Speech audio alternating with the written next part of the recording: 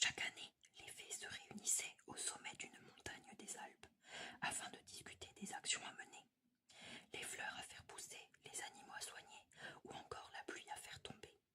Alors qu'elle voltait sur un nuage pour se rendre à cette réunion, la fée Myrtille aperçut une femelle chamois en train de mettre au monde un petit. Elle s'approcha et disposa le nouveau-né de façon à ce qu'il prenne la tétée. Mais soudain, un vacarme se fit entendre. Des chasseurs approchaient. La chèvre voulut s'en aller, mais elle ne pouvait ni laisser son bébé, ni l'emmener avec elle. Le bébé était bien trop faible pour se relever, et sa vue était si trouble qu'il n'y voyait rien. La fée Myrtille toucha alors les yeux du nouveau-né avec sa baguette. Aussitôt, l'animal se fit avoir parfaitement. Elle frôla ensuite ses pattes, et le petit sentit des forces le gagner. La chèvre s'élança alors sur les rochers, suivie par son bébé. Quand les chasseurs arrivèrent, ils furent surpris par le nuage de la fée Myrtille et durent attendre qu'il se dissipe avant de pouvoir avancer. Mais la chèvre et son bébé étaient déjà loin. Myrtille repartit pour la réunion des fées. Seulement, en la voyant se présenter en retard, la reine des fées décida de la punir sévèrement. Tu devras rester au sommet de cette montagne, vêtue comme une mendiante, jusqu'à ce qu'un être vivant ait pitié de toi. Les années passèrent, Myrtille n'avait pas quitté la montagne. Elle ne regrettait pas d'avoir aidé le petit chamois, même si sa punition était bien rude. Un jour, un chamois aperçut une femme marcher dans la neige. Elle semblait frigorifiée et sur le point de mourir de froid. Il s'approcha et reconnut la fée. Le chamois n'était autre que le bébé qu'elle avait autrefois sauvé. Il s'approcha et se mit à lui lécher le front pour faire fondre la glace qui s'y était déposée. Aussitôt, les vêtements de la mendiante se changèrent en une petite robe de fée. Les joues de Myrtille se mirent à rosir et la fée sentit tout son corps se réchauffer. « Merci mon ami, dit-elle au chamois. À partir de maintenant, il suffira aux membres de ta race de lécher les yeux des bébés pour que ceux-ci se mettent à voir et leurs pattes pour qu'ils puissent marcher. » À ces mots, elle déposa une graine dans le sol et une plante aux fruits ronds et bleutés poussa aussitôt.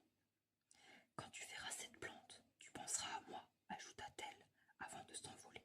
Depuis, même au plus grand froid de la saison, les chamois trouvent toujours de cette plante pour se régaler. Et on a donné à ces fruits le nom de la fée Myrtille. Oscar, le petit cabri. Oscar est encore endormi quand un vent frais le tire de son sommeil. Brrr, il est parcouru d'un frisson. Debout, murmure sa maman, mais le petit cabri n'a pas envie de se lever. Il fait trop froid. Sa maman sourit. Il devra s'habituer, car l'hiver sera bientôt là. Moi je ne veux pas d'hiver, dit Oscar qui s'éloigne en bougonnant. Il croise une marmotte. Bonjour Oscar, le salue-t-elle. Tu en fais une tête. Je n'aime pas l'hiver. Moi, c'est pareil, lui répond la marmotte. Mais j'hiberne. Tu dors tout l'hiver? Oui, et je ressors au beau jour. Mais Oscar ne veut pas hiberner. Il aperçoit alors des hirondelles. L'une d'elles descend à sa rencontre. Bonjour hirondelle, où t'envoles-tu si vite? N'as-tu pas entendu parler de la migration des hirondelles? Pour échapper au froid de l'hiver, nous parcourons des milliers de kilomètres pour rejoindre l'Afrique. Oscar reste pensif. Il aurait bien accompagné les hirondelles, mais des milliers de kilomètres, c'est trop pour ses petites pattes. Il entend des cloches, il s'approche et aperçoit un cortège de vaches qui dévalent la pente. Mais où partez-vous? Comme tous les ans à l'automne, nous rejoignons la plaine. L'hiver est trop froid pour nous. Nous nous reverrons au printemps. Le petit cabri aime bien trop sa montagne pour la quitter. Le lendemain, il est réveillé par une sensation étrange. Quelque chose de froid et d'humide s'est posé sur son museau. Atchou! Il ouvre les yeux et découvre sa montagne transformée. Elle est recouverte d'un manteau neigeux. Il fait froid, mais le paysage est si beau. Oscar fait ses premiers pas dans la neige et il laisse ses empreintes. Il les regarde et en est fier. Il accélère le pas pour aller plus vite, mais au moment de freiner, il se met à glisser. Ce nouveau jeu l'enchante. Les journées d'hiver s'enchaînent. Oscar est devenu un champion de la glissade. Il s'amuse tellement qu'il ne voit pas le temps passer. Un jour, au cours d'une promenade, il voit des fleurs dans la neige. Ce sont des perce-neige et explique sa maman. Il nous annonce la fin de l'hiver. Déjà, mais je veux encore jouer dans la neige. Sa maman sourit. Une chose est sûre, quelle que soit la saison, Oscar trouvera toujours de quoi s'amuser. Il se réjouit à l'idée de revoir ses amis, les marmottes, les hirondelles et les vaches. Il leur racontera la beauté et les joies de l'hiver en montagne. Et l'hiver prochain, c'est avec impatience qu'il guettera les premiers flocons. La petite fille aux allumettes. C'était le dernier soir de l'année, au milieu d'un froid glacial. Une pauvre petite fille marchait dans la rue. Elle avait dans son tablier des allumettes et portait à la main un paquet qu'elle espérait vendre. Mais en ce soir de fête, tout le monde était affairé et personne ne s'arrêtait pour prêter attention à la petite. Tremblante de froid et de faim, épuisée, elle se traînait de rue en rue, puis s'assit dans un coin. Si elle rapportait ses allumettes, et pas la plus petite pièce de monnaie, son père la battrait. Pourtant, comme la chaleur d'une petite allumette lui ferait du bien. Elle en tira une du paquet et la frotta contre le mur. Crac! Elle couvrit de sa main la flamme chaude et claire.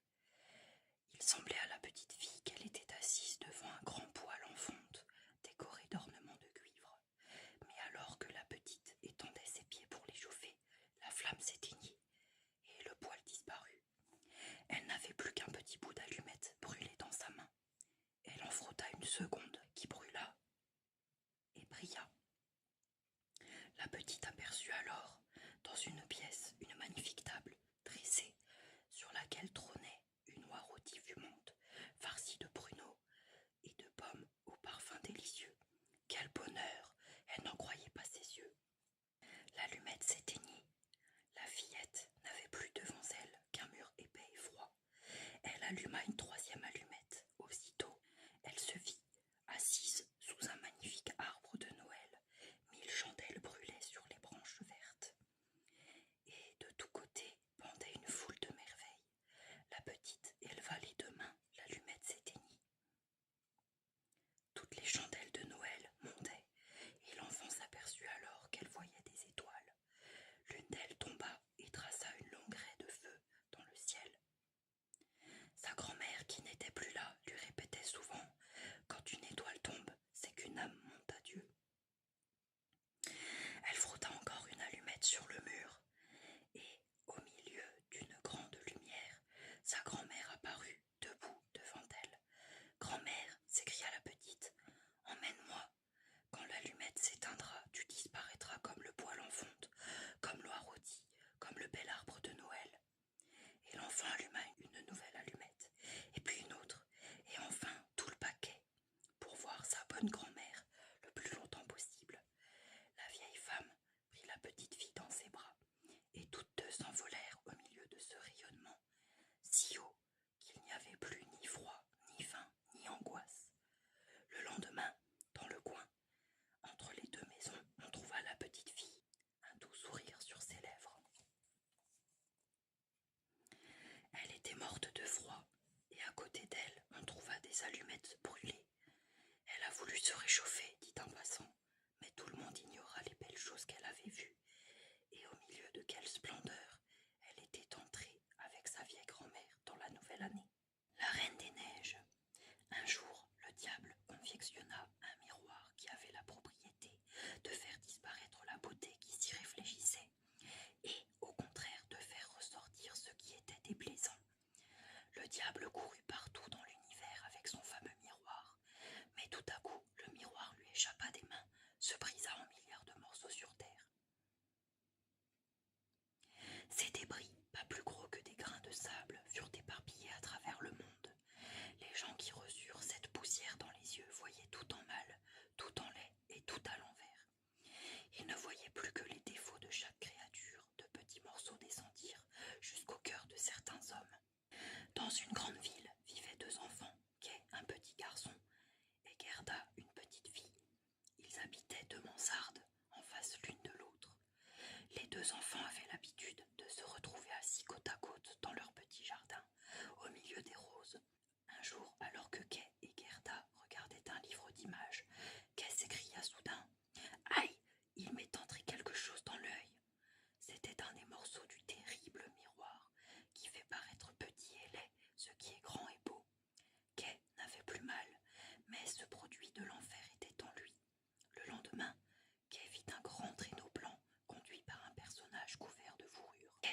attacha son petit traîneau, et le grand traîneau s'élança à toute vitesse hors de la ville. La neige se mit à tomber. Paniqué, Kay voulut détacher son traîneau de l'autre. Puis soudain, le traîneau s'arrêta et son conducteur se leva. C'était la Reine des Neiges. Pour réchauffer Kay, elle l'enveloppa dans son manteau de fourrure et Kay crut s'enfoncer dans la neige. Il oublia alors la petite Gerda. Quand le printemps revint, Gerda se mit en route pour rechercher Kay. Une corneille et un renne voulurent savoir où elle allait. Gerda leur raconta ses aventures et demanda s'ils avaient vu le petit Kay. Peut-être, dit l'oiseau, mais il t'aura oublié car il ne pense plus à personne. Quand nous l'avons vu, il était assis dans le traîneau de la Reine des Neiges et allait en Laponie, là où la reine a son palais d'été. Il y est très heureux. Cela vient de ce qu'il a au cœur, un éclat de verre, et dans l'œil, un grain de ce même verre qui dénature les sentiments et les idées. Il faut les lui retirer, sinon il ne reviendra jamais. Toi seul peux parvenir jusqu'au palais de la Reine des Neiges et enlever les 2 débris de verre qui ont causé tant de mal. Gerda s'assit sur le dos du renne et il partit comme une flèche, galopant jour et nuit à travers forêt et steppe. Ils arrivèrent en Laponie, devant le palais. La neige y tombait à gros flocons. Gerda s'approcha. Les murailles du palais étaient faites de neige amassée par les vents. Dans la grande salle, on voyait un lac gelé, dont la glace était fendue en milliers de morceaux. Le petit Kay était là, bleu de froid, mais il ne le sentait pas. La Reine des Neiges lui avait enlevé toute sensation de frisson et était partie en voyage laissant Kay tout seul. C'est ainsi que Gerda entra dans le palais. Elle sauta au cou de Kay en s'écriant « Enfin je t'ai retrouvé !» Mais il ne bougea pas, les yeux rivés sur ces morceaux de glace. Gerda pleura et ses larmes tombèrent sur la poitrine de Kay, pénétrèrent jusqu'à son cœur et en fondirent la glace. Le vilain éclat de verre fut ainsi emporté avec la glace fondue. Alors Kay éclata en sanglots. Des larmes jaillirent de ses yeux et le débris de verre en sortit. Il reconnut Gerda. Où étais-tu pendant si longtemps? Et moi, où étais-je? Après un très long voyage, les enfants aperçurent la ville où ils vivaient. En passant devant une glace, ils s'aperçurent qu'ils étaient devenus de grandes personnes. Les roses devant les mansardes étaient fleuries. Ils restèrent longtemps assis. Se tenant par la main, ils avaient grandi, et cependant, ils étaient encore enfants par le cœur.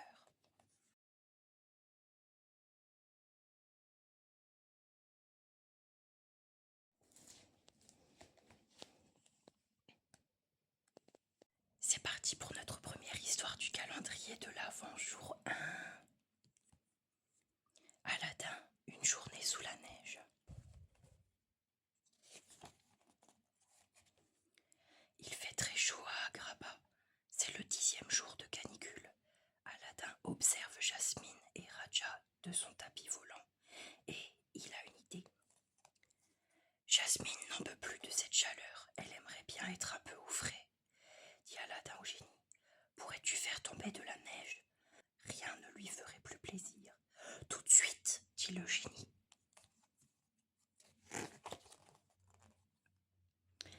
Lorsque Jasmine se réveille le lendemain, elle n'en croit pas ses yeux. Agrabah est couvert de neige.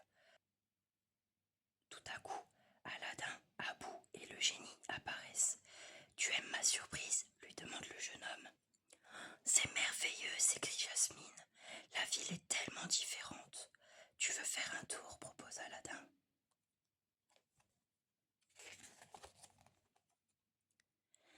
Jasmine saute sur le tapis magique. « Bienvenue à bord du tapis grande vitesse » dit le génie. « Nous espérons que vous apprécierez votre voyage. » Aladin et Jasmine décident alors de faire de la luge. « Hé les enfants, attention !» crie le génie. « Un champion de ski alpin va vous dépasser !»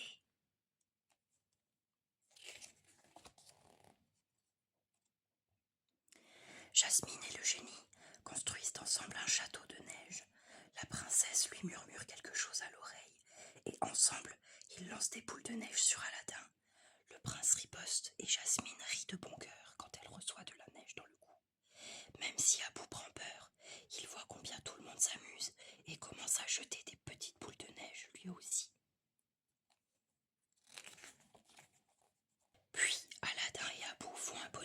neige géant, on dirait un peu le génie.